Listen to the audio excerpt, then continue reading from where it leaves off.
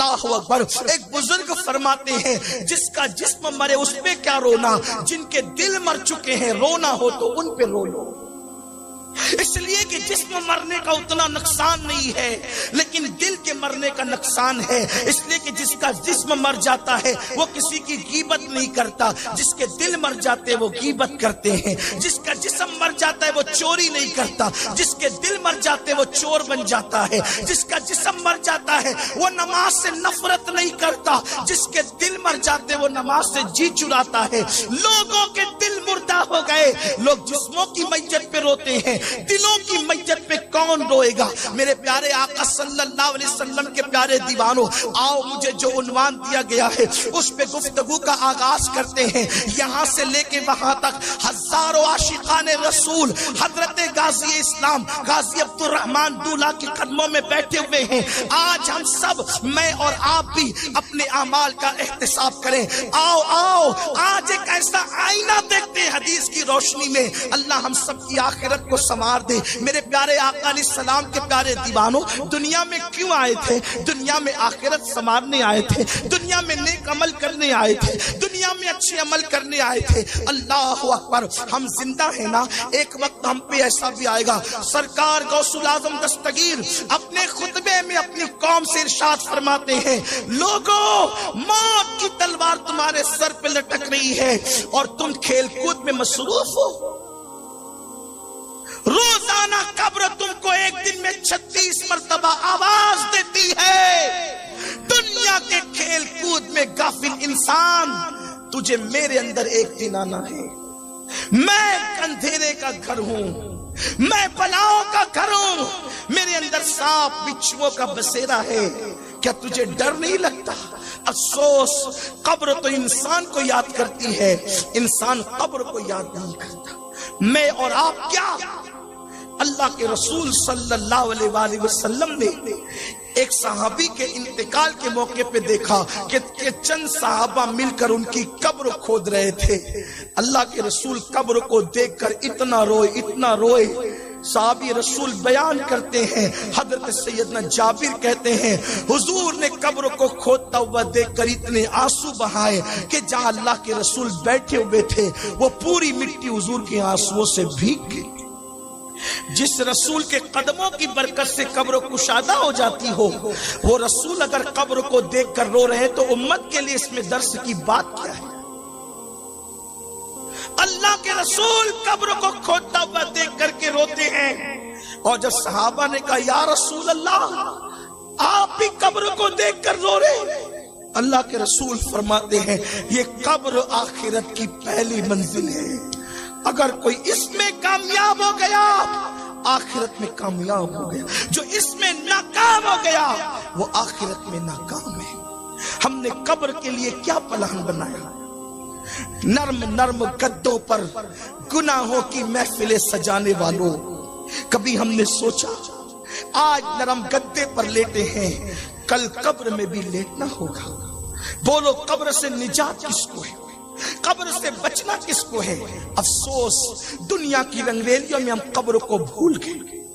ہمیں سب کی فکر ہے، وہ یہ کر رہا ہے، وہ کر رہا ہے، وہ کر رہا ہے. آپ کیا کر رہے ہیں؟ ہم کیا کر رہے ہیں؟ سب کی فکر کرنے والوں، قرآن کہتا ہے یا ایھا الذین آمنوا علیکم انفسکم، اے ایمان والو تم اپنے آپ کی فکر کرو. اے ایمان والو تم اپنے آپ کی فکر کرو. میرے آقا صلی اللہ علیہ وسلم کے دیوانوں، وہ کون سا گناہ ہے جو اپنی زندگی میں موجود ہے؟ سیدنا عثمان غنی رضی اللہ تعالیٰ عنہ جب کبھی قبرستان جاتے اتنا روتے ایسا لگتا تھا کہ جیسے ان کی جان نکل جائے گی. لوگوں نے کہا امیر المومنین آپ آخرت کا یعنی میدان محشر کا ذکر سن کر اتنا نہیں روتے جتنا آپ قبر کو دیکھ کر روتے ہیں. تو آپ نے فرمایا میں نے اپنے کانوں سے اللہ کے حبیب کو فرماتے ہوئے سنا عثمان قبر آخرت کی پہلی منزل ہے، اس میں اگر کوئی کامیاب ہو گیا تو وہ کامیاب ہے. قبر کیا ہے؟ اللہ کے حبیب صلی اللہ علیہ وآلہ وسلم فرماتے ہیں قبر کے اندر عذاب دینے کے لیے جو فرشتے ہیں وہ گونگے بھی ہیں، وہ بہرے بھی ہیں، وہ اندھے بھی ہیں.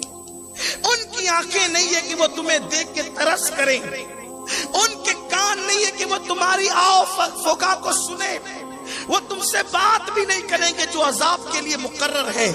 دل کے کانوں سے سننا اللہ کے حبیب علیہ السلام کے فرمان کا مفہوم ہے۔ ابو داؤد شریف کی حدیث مبارکہ ہے، دل کے کانوں سے سنو۔ میرے آقا علیہ السلام کے دیوان و مسند احمد میں بھی موجود ہے، الفاظ الگ ہوں گے لیکن مفہوم یہی ہے۔ اللہ کے رسول علیہ السلام فرماتے ہیں کہ انسان کے جتنے گناہ ہوں گے اتنے ہی فرشتے عذاب کے لیے مقرر ہوں گے، انسان کی جتنی بد اخلاقیاں ہوں گی اتنے ہی عذاب کے فرشتے اس پر مقرر ہوں گے۔ اور ایک حدیث پاک میں کہ جتنے بد اخلاقیاں اور جتنے جرائم ہوں گے اتنے سانپ اس پر مسلط ہوں گے۔ ہائے ہائے، ذرا صبح سے لے کے شام تک میں بھی اور آپ بھی اپنے گناہوں کی کوئی فہرست تو بنائے، کوئی لسٹ تو بنائے۔ نیکیوں کی فہرست ہم نے بنائی، کبھی گناہوں کی فہرست بھی بنائی؟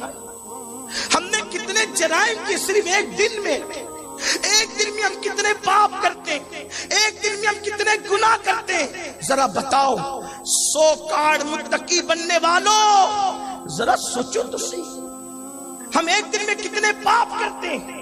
اور اتنی تعداد میں سانپ ہیں، اتنی تعداد میں اللہ کا عذاب دینے کے لیے فرشتے۔ یہ کسی خطیب کی مبالغہ آرائی نہیں ہے، یہ کسی ادیب کے جوائد پارے نہیں ہے، معاذ اللہ یہ کسی فلسفی کا قول نہیں ہے کہ تم اس میں تعویل کے رستے نکالو۔ یہ فرمان اس صادق و مصدوق سچے سچے نبی کا ہے جو اپنی مرضی سے بولتا ہی نہیں، وہ زبان ان کی ہے، کلام خداوند قدوس کا۔ سوچو کہ اپنا یہ نازک جسم، یہ اپنا کمزور جسم جو مئی کی گرمی بغیر پنکھے کے نہ سو سکے، جو مچھر کے ڈنک پر بے قرار اور بے چین ہو جائے، جو بچھو کے ڈنک سے کودنے پھاندنے لگے، ہائے ہائے جو جسم اگر بتی کا چٹکا برداشت نہ کر سکے، جب اس پر عذاب کے فرشتے قبر میں